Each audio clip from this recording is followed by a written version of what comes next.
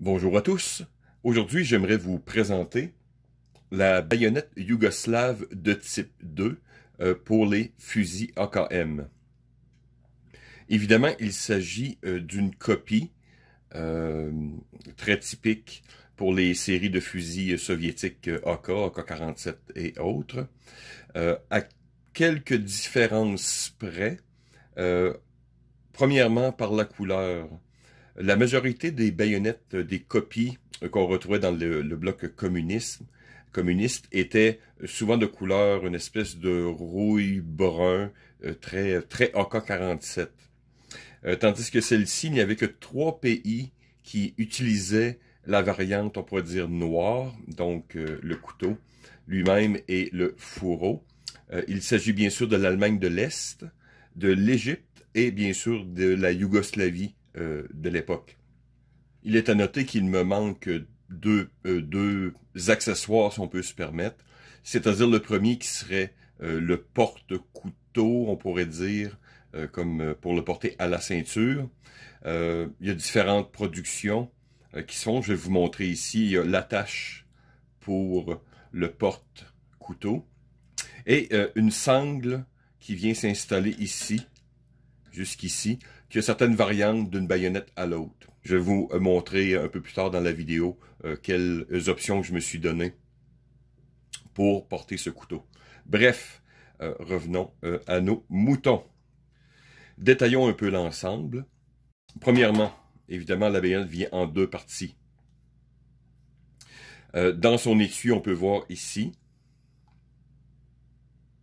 Je vais montrer des photos en détail. Fait intéressant, une technologie, on pourrait dire que les Russes ont développé à l'époque. Il s'agit d'un coupe fer barbelé, que je vais faire une petite démonstration.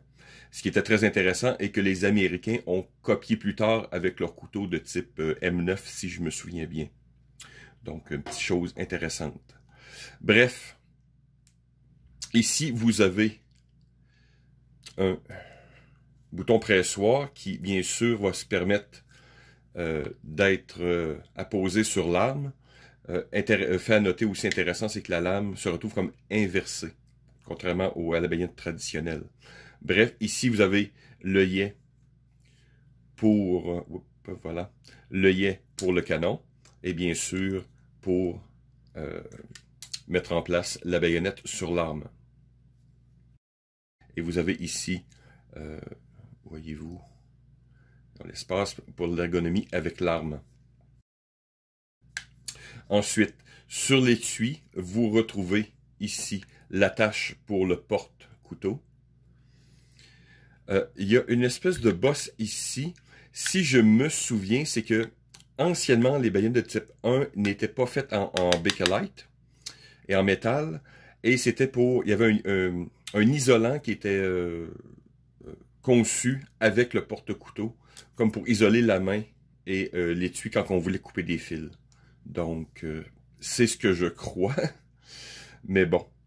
Vous avez de chaque côté aussi, vous avez des points, des trous de drainage.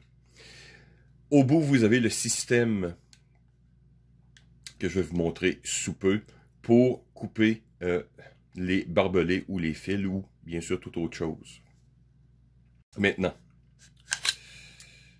détaillons une chose, prenons la chose avant tout. On retrouve un numéro de série dans le bas ici. Et ça a pris beaucoup de temps à l'observer. Je vais vous montrer une photo, mais j'ai un petit chiffre ici, 1. J'ai regardé d'autres collectionneurs et d'autres. Ils ne semblent pas savoir la signification. Je mettrai l'hypothèse qu'il s'agit de l'usine de fabrication. Mais voilà, c'est l'hypothèse que j'avance. Voilà. Et le dispositif pour couper des fils, vous allez voir, on ne peut pas se tromper. On peut juste mettre la lame d'un seul côté. Et à l'intérieur, vous avez le serre-lame. Donc, je vais vous montrer, vous allez sûrement l'entendre assez aisément. Donc voilà, la lame reste fermement en place, donc il faut vraiment donner un effort pour la sortir. Voilà. Donc, un fourreau très pratique. Comme j'expliquais, il est fait en Bakelite, ce qui est l'ancêtre, on pourrait dire, des polymères. Donc, il a donné toutes sortes de produits merveilleux dans les années 30 jusqu'à 70, des téléphones et des radios. Donc, très, très, très utilisé dans le côté, on pourrait dire, communiste. Voilà, très typique. Ensuite, venons à la baïonnette elle-même. La baïonnette, j'ai essayé d'avoir le maximum d'informations sur la lame. Il y a plusieurs personnes qui ne semblent pas savoir la composition exacte. Mais bon, voyons les détails importants avant tout. Vous voyez, c'est une lame. À premier abord qui semble correct, vous avez ici le trou pour, évidemment, le coupe barbelé que je vais vous montrer ensuite. Et petit détail, c'est que le tranchant est asymétrique. Donc, ce n'est pas, pour aiguiser ce couteau-là, vous avez un couteau qui est un bord qui est plat, et vous avez l'autre côté, bien sûr, qui est en angle. Donc, ça peut, question de l'aiguiser, c'est une manière un peu moins conventionnelle. Et le dessus est pas très, très non plus affûté. Bien sûr qu'il peut être corrigé assez aisément. Donc, voilà. Et vous avez la scie, la push blade. Donc, je sais pas si on voit bien, je vais vous montrer une photo, bien sûr, plus en détail. J'ai encore ici regardé des gens couper des branches et des trucs avec, et ça semble plus ou moins efficace. Mais bon. Et comme toutes les baïonnettes, elles sont rarement bien aiguisées. C'est un peu voulu, c'est fait pour faire du dommage. Et c'est pas vraiment typiquement un couteau de service. C'est vraiment quelque chose d'utilitaire. Et dans certains cas, pour aussi impressionner l'ennemi. Donc, voilà. La composition de la lame elle-même, je n'ai pas vraiment trouvé la composition. Il semble que c'est vraiment de l'acier stainless.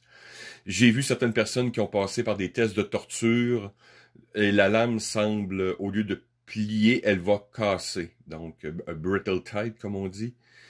Ça peut nous donner un peu quelques indices de la teneur, par exemple, en carbone et autres. Mais pour l'instant, ça a vraiment la sensation d'être une lame en stainless, très typique, mais qui semble de qualité, ma foi, tout à fait raisonnable. Petit détail que je n'avais pas remarqué, je vais poster une photo, mais dans la vidéo, comme je dis, on va poster une photo. Je pensais que c'était une marque, exemple, d'usure ou quelque chose de similaire, mais il s'agit d'une lettre K qui a été soit électrogravée ou un truc du genre, puisque j'ai... Attendez... Encore ici, je vais vous montrer une photo et elle est ici. Comme je vous dis, elle se retrouve ici aussi. Donc, ce n'est pas un hasard, et j'ai regardé dans d'autres vidéos. Et il s'agit d'une marque, et certaines lames semblent avoir un K et un 7. Donc, c'est une distinction de la baïonnette yougoslave. Donc, quelle est la raison? Je ne sais quoi trop. Mais ce n'est pas une erreur. Ensuite, sur bon, le garde-main, comme j'expliquais, vous avez l'œillet pour le canon. Vous avez un autre œillet ouvert, c'est pour attacher la ganse vers le trou à l'arrière. La prise en main est excellente. J'ai une bonne main, j'ai une grosse main, donc vous voyez, ça rentre très bien. Mais il n'y a aucune autre marque, aucun autre type de prise. Et la Bakelite a une réputation que si elle est mouillée, elle est très glissante. Donc, il y a plusieurs, si c'est pas pour mettre sur un AKM ou autre, il y a bien sûr plusieurs modifications que l'on peut faire. On peut mettre bien sûr de la paracorde, du ruban de hockey, du ruban de tissu adhésif. On peut, si on a l'outillage par exemple, se faire un quelconque motif pour augmenter la prise en main. Mais voilà, comme je vous dis, par usage connu, la Bakelite mouillée est très glissante. Donc voilà. Et un peu la différence avec les baïonnettes de type 1, qui avaient le bout rond, ils se sont rendus compte bien sûr que les soldats cognaient des clous ou d'autres choses avec, donc ils l'ont mis plat pour cette raison-là. Donc, elle est techniquement faite, on pourrait dire, comme outil de travail pour cogner des trucs. Donc peut-être évidemment casser une vitre ou bon. Et voilà. C'est de bonne facture. J'ai réussi à mettre la main sur des plans, ou peut-être, en tout cas, des images du manuel soviétique. La lame, c'est une lame pleine, donc jusqu'au manche, au système. Donc, pour ceux que ça pouvait intéresser, c'est quand même assez intéressant. Question de budget, quand même assez intéressant.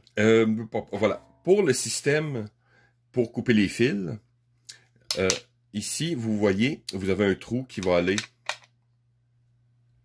dans cet autre objet, cet autre loquet, et ensuite, vous avez ce système qui va permettre de couper les fils.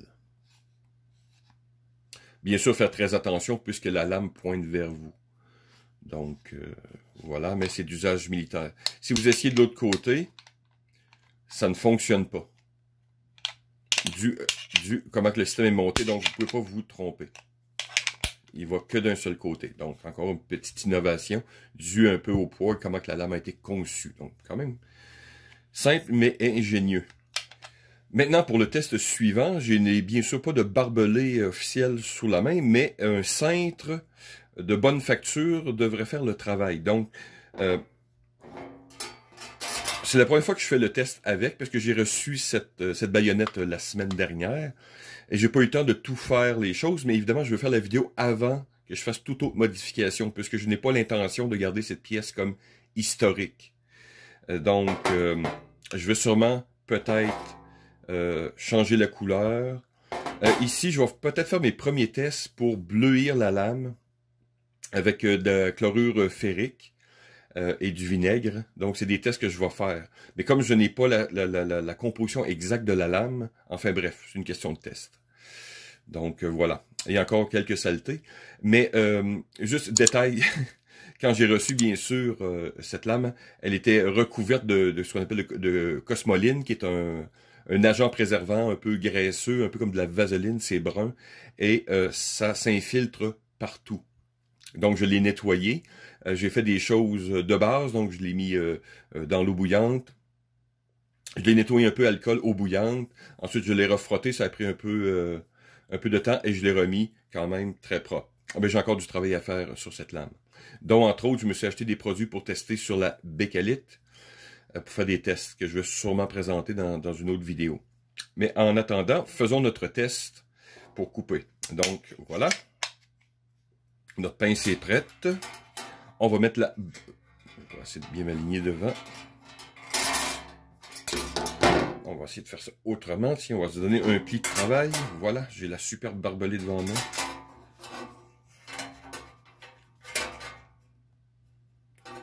Je fais attention à mes doigts pour pas me couper. J'ai pas vraiment d'angle intéressant. Faut vraiment que je force énormément. Attendez, je vais essayer de le faire devant la caméra.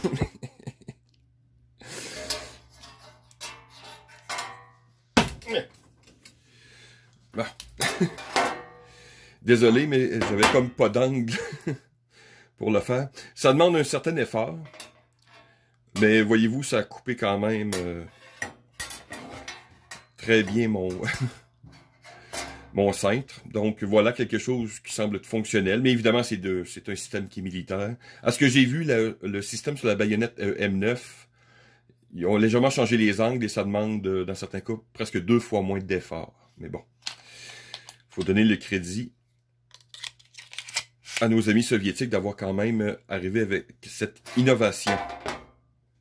Mais dans son ensemble, vous avez quelque chose qui tient bien dans la main. Vous avez l'impression que c'est pas quelque chose, comprenez-vous, qui est de mauvaise facture. C'est solide, c'est de qualité militaire, c'est fait pour endurer beaucoup de choses. Évidemment, ça a traversé le temps depuis quand même les années 50 jusqu'à maintenant.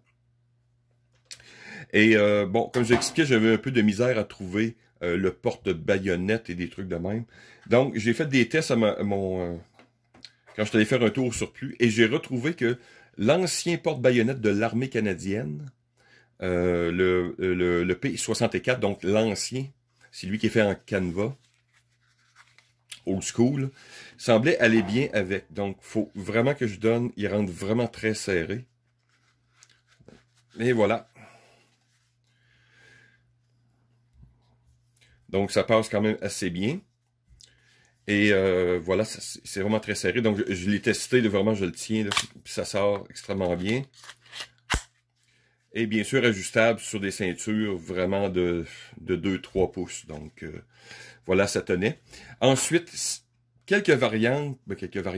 Peut-être des choses que je regardais comme un couteau au genre de survie ou autre, des fois. Donc, c'est toujours bien d'avoir sur soi, exemple, soit un autre couteau, ou une pierre affûtée, ou des trucs genre, ou peut-être son kit pour allumer des feux. Donc, j'ai regardé ici, et j'avais l'ancienne poche pour les ustensiles de l'armée canadienne.